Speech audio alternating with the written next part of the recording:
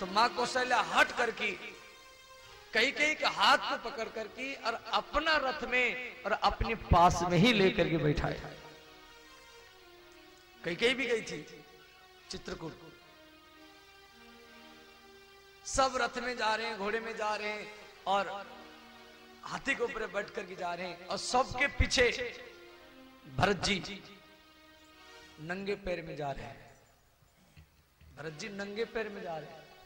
कोई जात करके बोला कौशल्या माता को, हे माता भरत जी सबके पीछे पीछे आ रहे हैं और पैदल में आ रहे हैं नंगे पैर में। मैं कौशल्या को जब मालूम पड़ा जे भरत रथ में नहीं बैठा, घोड़ा में नहीं बैठा, हाथी के ऊपर नहीं बैठा, नंगे पैर में सबसे पीछे पीछे पैदल में आ रहा है। मां कौशल्या रथ को रोक करके भरत जी के पास आई, देखा पुत्र, थोड़ा चरण देखा।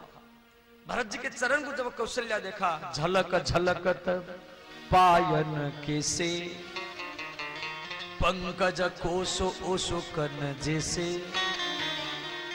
मां कौशल्या ने देखा जब भरत के पैर में सब फफोला पड़ा हुआ है।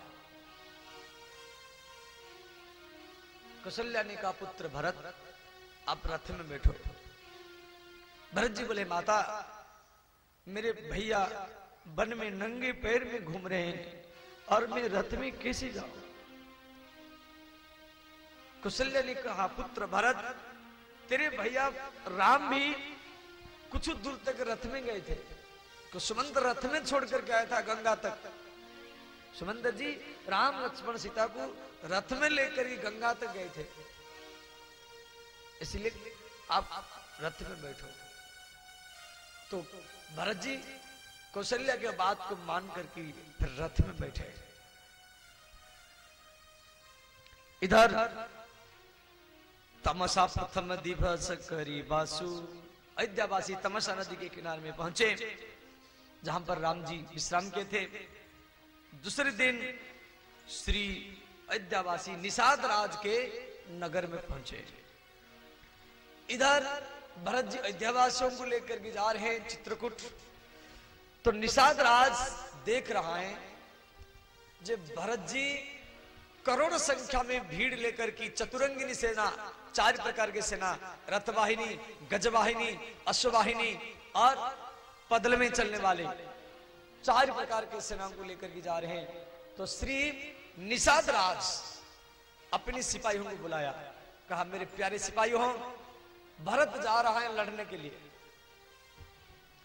इतना भीड़ लेकर के जा रहा है और हम लोग को सबर जाति के जंगल में रहने वाले हम भरत के साथ लड़ेंगे, अयोध्यावासियों के साथ लड़ेंगे, हम भरत को गंगा पार करने नहीं देंगे। यहां श्री निषाद राज अपनी सेनाओं को कुछ बात सुनाई, ध्यान देना। निषाद राज ने कहा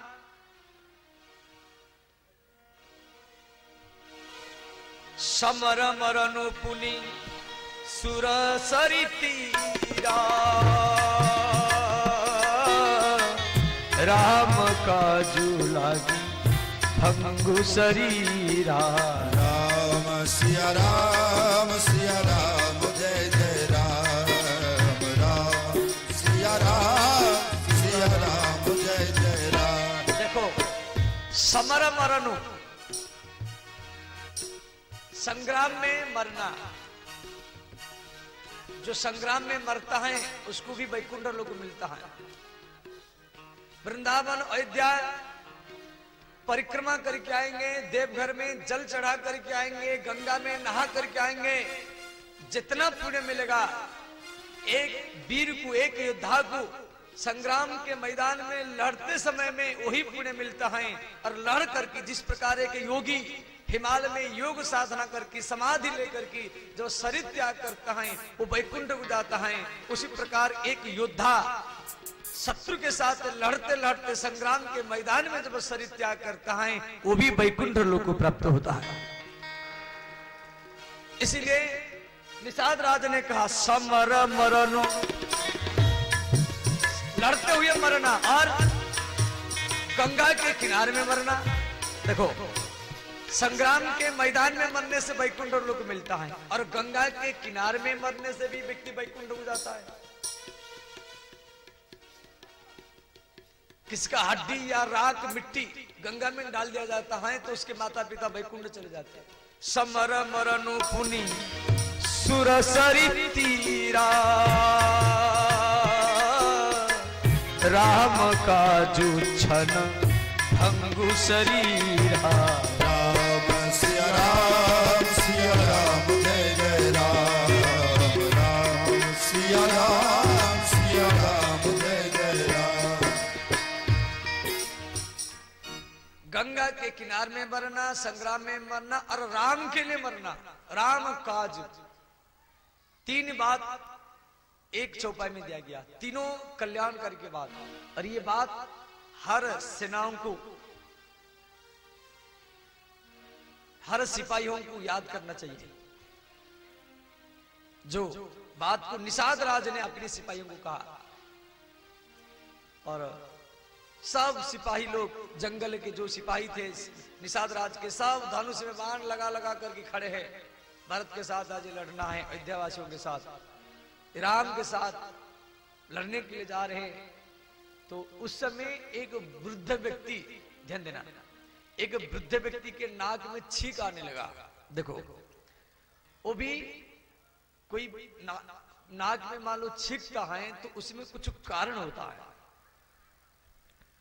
तो वृद्ध व्यक्ति ने कहा, देखो आप जो इतना कहत छीक भई बाएं, वो वृद्ध व्यक्ति के बाएं नाक में छींक हुआ। पुरुष की दाएं नाक में छींक होने से अच्छा है। और बाएं नाक में, पुरुष की दाएं नाक में छींक आना, दाएं आंख फड़कना, बाम भुजा, ये दाएं भुजा फड़कना, दाएं हाथ फड़कना, ये अच्छा। और स्त्री का बाएं हाथ फड़कना, बाएं आंख फड़कना, बाएं नाक में छींक आना, ये अच्छा है। परंतु पुरुष के लिए बाएं अशुभ होता है। तो जैसे वो व्यक्ति के बाएं नाक में छींक आने लगा, इस बात को तुलसीदास जी लिखे, इतना कहत छींक भय बाएं, कहत सगुन हूं खेत सुहाय।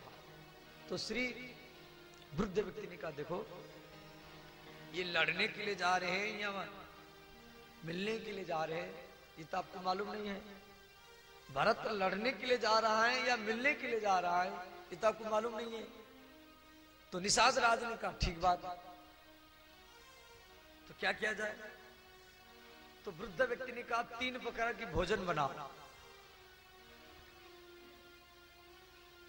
पहले तो कंदमूल फल लाओ, कंदमूल फल खग मुर्ग मागे, फलहार, मांसाहार और मीनाहार, माने फलमूल का, मुर्ग माने मुर्गा मुर्गी का मांस और मछली का मांस, मीन, पीन, पाठिन, पुराने, माने 3 प्रकार का भोजन रखा गया, राजसिक, तामसिक और सात्विक। वृद्ध व्यक्ति ने कहा, देखो यदि ये मछली खाएंगे, यदि ये मुर्गा मुर्गी का मांस खाएंगे तो समझना ये राम जी के साथ लड़ने के लिए जा रहे हैं।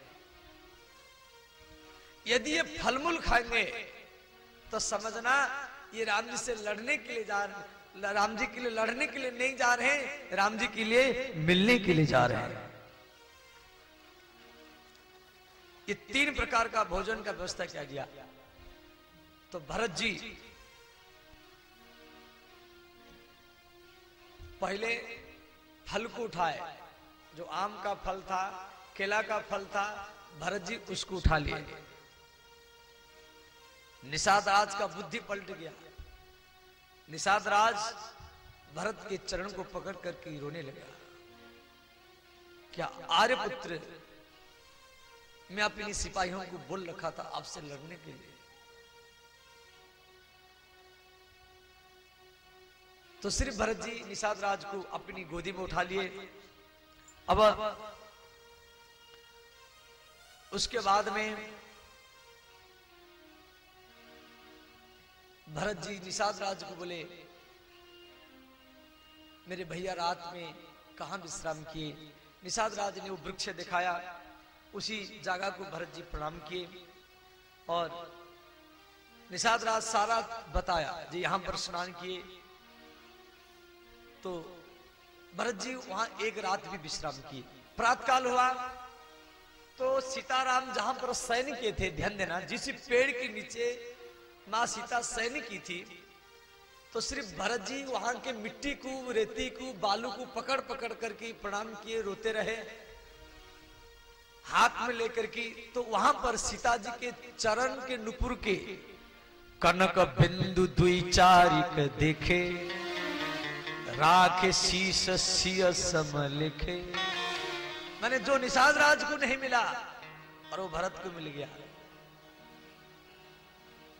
उसके बाद में श्री निषाद राज भी भरत के साथ में जा रहे हैं और गंगा पार करके भरत जी प्रयागराज, तीर्थराज प्रयाग में पहुंचे। वहां पर श्री प्रयाग में भरत जी भरद्वाज मुनि को प्रणाम किए। महर्षि भरद्वाज इनका विधिवत भाव से स्वागत किए अयोध्यावासियों का। श्री भरत जी गंगा में स्नान किए, संगम में स्नान किए। गंगा यमुना सरस्वती का जो संगम,